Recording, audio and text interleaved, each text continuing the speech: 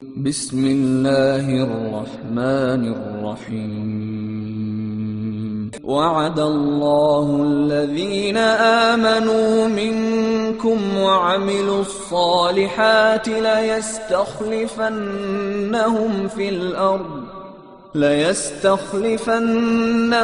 في الأرض كما استخلف الذين من قبلهم وليمكنن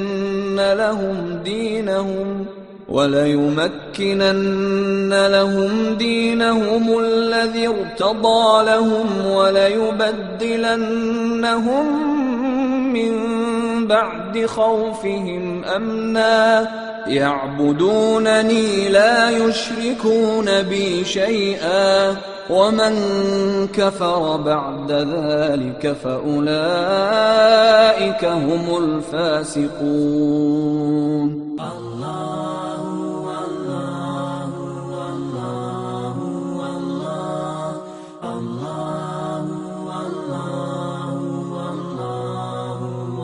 یمشط بامشاط الحدید من ما دون لحمه من عظم او عصب، کسی شخص کے اوپر لوہے کی کنگیاں کی جاتی تھیں اور وہ کنگیاں اس کی گوشت سے ہوتے ہوئے اس کی ہڈیوں اور پٹھوں تک پہنچ جاتی تھی، لیکن یہ بات بھی اس کو دین سے نہیں روکتی تھی.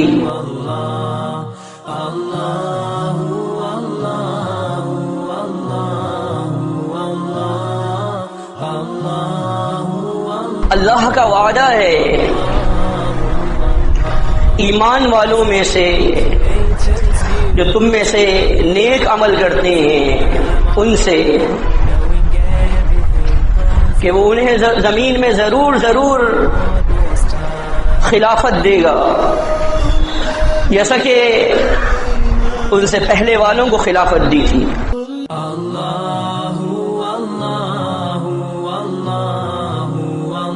کہ جب اللہ کا بندہ اللہ کو پکارنے کے لیے اس کی عبادت کے لیے کھڑا ہوتا ہے تو یہ لوگ اس کے اوپر چڑھ دوڑتے ہیں.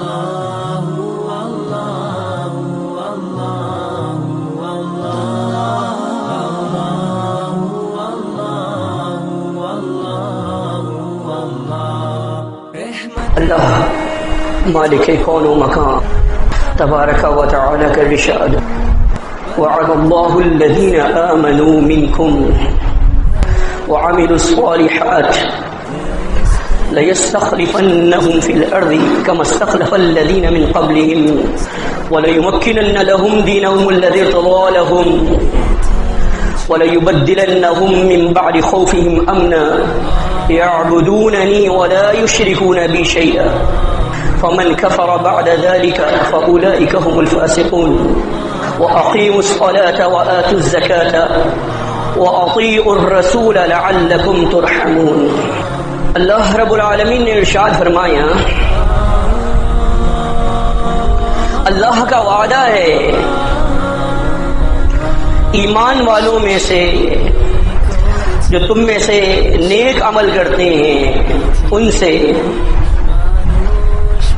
کہ وہ انہیں زمین میں ضرور خلافت دے گا، جیسا کہ ان سے پہلے والوں کو خلافت دی تھی، اور اس خلافت کے ذریعے سے اپنے اس دین کو جو اس اللہ رب العالمین نے اپنے لیے پسند کر لیا ہے مضبوط کرے گا، تمکنت دے گا. اور اس کے باعث یہ بھی ہوگا وَلَيُبَدِّلَنَّهُم مِّن بَعْدِ خَوْفِهِمْ أَمْنًا، خوف امن میں تبدیل ہو جائے گا. وہ میری ہی عبادت کریں گے اور میرے ساتھ کسی کو شریک نہیں ٹھہرائیں گے. تو جس شخص نے اس کے بعد انکار کیا تو یہی لوگ در حقیقت فاسق ہیں. اور نماز قائم کرو اور زکوٰۃ ادا کرو اور رسول کی اطاعت کرو تاکہ تم کامیاب ہو جاؤ. اگر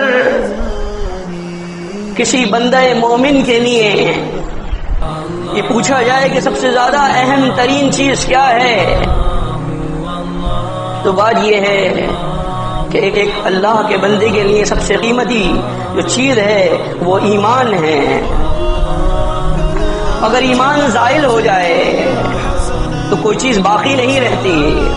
بالکل اسی طرح سے اہل ایمان کے مجموعے کے لیے، ان کی اجتماعیت کے لیے جو سب سے زیادہ اہم چیز ہے وہ اجتماعیت ہے، وہ اتحاد ہے.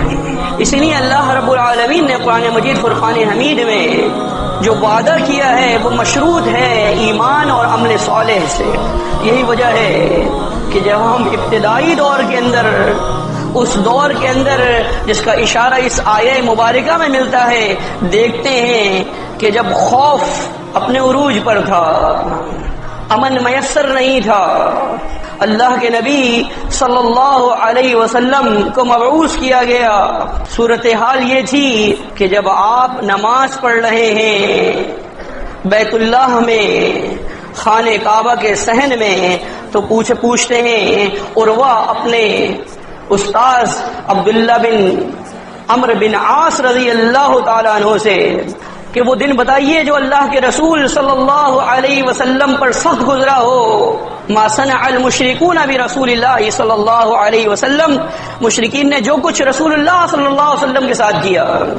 تو کہا بینما رسول اللہ صلی اللہ علیہ وسلم یصلی بفناء الکعبہ، اللہ کے نبی صلی اللہ علیہ وسلم کعبۃ اللہ کے صحن میں نماز پڑھ رہے ہیں.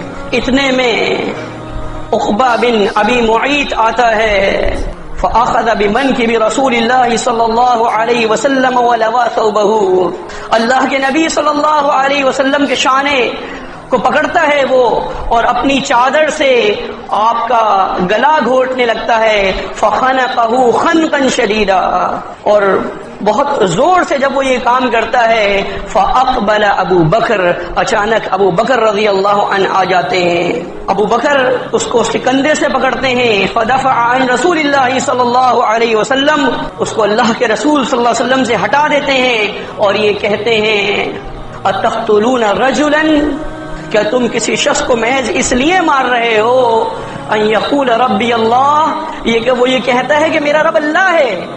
وقد جاءکم بالبینات من ربکم، اور یقیناً وہ تمہارے رب کی طرف سے بینات تمہارے پاس لے کر آیا ہے.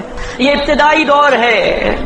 اللہ رب العالمین ارشاد فرماتا ہے وَإِنَّهُ لَمَّا قَامَ عَبْدُ اللَّهِ يَدْعُوهُ كَادُوا يَكُونُونَ عَلَيْهِ لِبَدًا، کہ جب اللہ کا بندہ اللہ کو پکارنے کے لیے، اس کی عبادت کے لیے کھڑا ہوتا ہے تو یہ لوگ اس کے اوپر چڑھ دوڑتے ہیں. اللہ کے رسول صلی اللہ علیہ وسلم صحیح بخاری صحیح مسلم میں ہیں، آپ نماز ادا کر رہے ہیں بیت اللہ میں. ابو جہل یہ کہتا ہے کہ کون ہے کہ جو فلاں اونٹ جو لوگوں نے نہر کیا ہے اس کی اوجڑی لے کر آئے گا اٹھا کر، اور محمد صلی اللہ علیہ وسلم جب سجدے میں جائیں گے تو ان کے شانوں پر رکھ دے گا. الغرض ان کا قبیح ترین شخص کھڑا ہوتا ہے اور وہ یہ کام کر دیتا ہے، اوجڑی لے کر آتا ہے اور اللہ کے نبی صلی اللہ علیہ وسلم جب سجدے میں جاتے ہیں تو وہ اوجڑی آپ پر رکھ دیتا ہے. عبداللہ بن مسعود رضی اللہ تعالیٰ عنہ یہ منظر دیکھ رہے ہیں اور وہ یہ کہتے ہیں اے کاش کہ میں اس بات کی قوت رکھتا کہ میں اس وقت یہ کام نہ ہونے دیتا. الغرض فاطمہ رضی اللہ عنہ آئیں اور انہوں نے اس اوجڑی کو اللہ کے رسول صلی اللہ علیہ وسلم سے شک شان مبارک سے ہٹا دیا.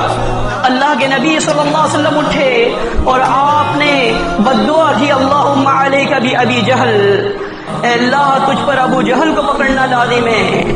وشیبہ بن عتبہ وعقبہ بن ربیع وعقبہ بن ابی معیط، اللہ کے نبی صلی اللہ علیہ وسلم نے مختلف کفار کے سرداروں کے نام لیے اور آپ نے یہ فرمایا کہ اللہ ان پر تیری پکڑ لازم ہے.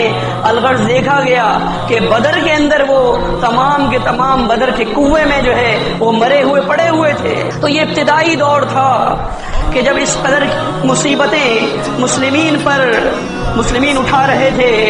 ایک مرتبہ ایسا ہوا کہ اللہ کے نبی صلی اللہ علیہ وسلم کعبے کے سائے میں ٹیک لگائے ہوئے تھے. خباب بن عرط رضی اللہ عنہ بیان کرتے ہیں ایک صحابی آئے اور نے کہا الا تدعو اللہ لنا الا تستنصر لنا، اے نبی کیا آپ اللہ سے ہمارے لیے دعا نہیں کریں گے؟ کیا آپ اللہ سے ہمارے لیے مدد طلب نہیں کریں گے؟ آپ نے ارشاد فرمایا تم سے پہلے جو لوگ گزر گئے ہیں ان میں سے کسی شخص کو لایا جاتا تھا فیحفر له فی الارض، اور زمین میں اس کے لیے گڑھا کھودا جاتا تھا، فیجعل فیہ، اور اس کو اس گڑھے میں ڈالا جاتا تھا، وہ گڑھا بند کرنے کے بعد فیجاء بالمنشار فیشقہ باثنین، ایک آرا لایا جاتا اور وہ اس کے سر پر رکھ کر اس کے دو ٹکڑے کر دیے جاتے تھے، وما یصدہ ذلک عن دینہ، یہ بات بھی اس کو اس کے دین سے دور نہیں کرتی تھی، فیمشط بامشاط الحدید من ما دون لحمہ من عظم او عصب، کسی شخص کے اوپر لوہے کی کنگیاں کی جاتی تھیں اور وہ کنگیاں اس کی گوشت سے ہوتے ہوئے اس کی ہڈیوں اور پٹھوں تک پہنچ جاتی تھی، لیکن یہ بات بھی اس کو دین سے نہیں روکتی تھی۔ تو اللہ کے بندوں ابتدا اس طرح سے ہوئی تھی۔ اقول قولی ھذا